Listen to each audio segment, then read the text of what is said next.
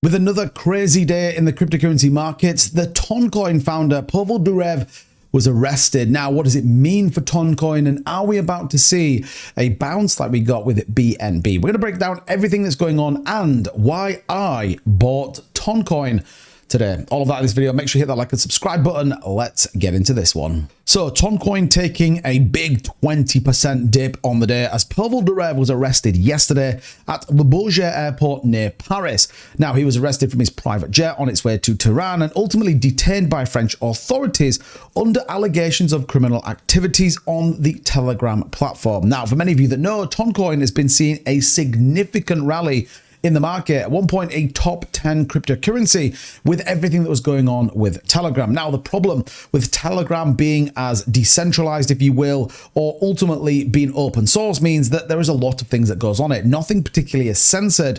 And again, charges for this include things like terrorism, drug trafficking, sale of solar guns, as much as many more. Now, I don't want to get too much into that. It's not really a political show that we have, but we are interested in terms of what does it mean if you're holding Toncoin, and also, is there an opportunity on the back of this to really potentially earn some gains? Now, obviously, we'll see what happens in terms of the CEO. Hopefully, it all becomes okay, as it okay can be in this situation. But we did actually see this dip all the way down to $5.30. Now, what's interesting, though, is a lot of people are giving a similar narrative to what we saw with BNB. On the back of Xiaopeng Zhao's sentencing, we actually saw a significant rally, breaking $700 on BNB. And ultimately, this is why I have taken a position up in Toncoin. Yes, it's dipped quite significantly, but I believe, especially if you look at what's going to happen in the market this week, and definitely check that video that's coming out pretty soon, we could actually see a rally in Toncoin. Yes, he was the CEO. Doesn't mean that he was the person behind all of that.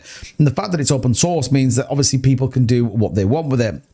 But there is a lot of sentiment now that sits around Toncoin, specifically open interest. We actually saw traders jump on this to the tune of around $300 million of open interest, interested in seeing what's happened with Toncoin. And we've seen this with many other coins. We saw it with Luna Classic. We've seen it with Toncoin. We've seen it with BNB and many others. The degenerate player, as it would, given the opportunity that actually if something was a significant value, given what's happened, and remember, the cryptocurrency market is incredibly fragile when it does come to news such as this, that people are absolutely getting that opportunity to try and drive it back to the upside. Lots of people hedging on the shorts, lots of people trading on the longs. It's pretty wild in terms of what happens. Obviously, all is going to depend on ultimately what the news comes out and equally the broader implications of him being arrested. And again, obviously, we're going to keep an eye in terms of that. What's interesting, though, is when you start to look at some of this, the trading pattern of it, and we'll take a look at this specific chart and why, again, I bought some Toncoin,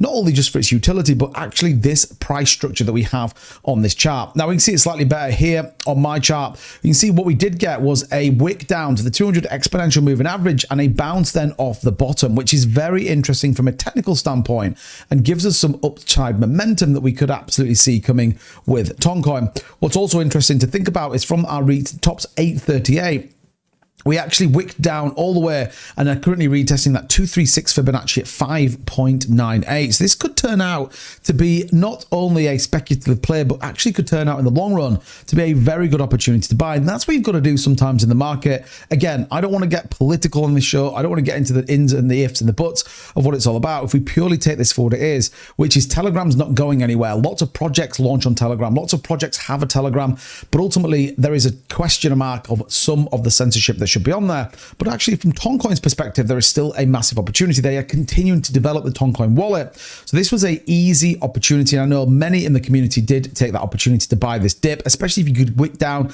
that 540 range and get in there. So this could be a speculative play. It's not something we're putting huge bags into. It's not something that we've sold everything out of other big pillars that we've got. This is purely a see what happens. If you think about it, even from where we are at 5.9 to rally back up to a $7, that's a good move in terms of what we got. Yes, it's quite pricey for the coin, but could give us an indication of what the move. Look at the volume coming in. So lots of indications would tell us that we could see a positive ride to the upside coming out of the back of, well, some pretty rough news for Pavel Durov. We'll keep an eye on what's going on with this one, but I thought it was definitely worth interesting. Put it on your radar. Let me know in the comments down below, though, did you buy the Toncoin dip?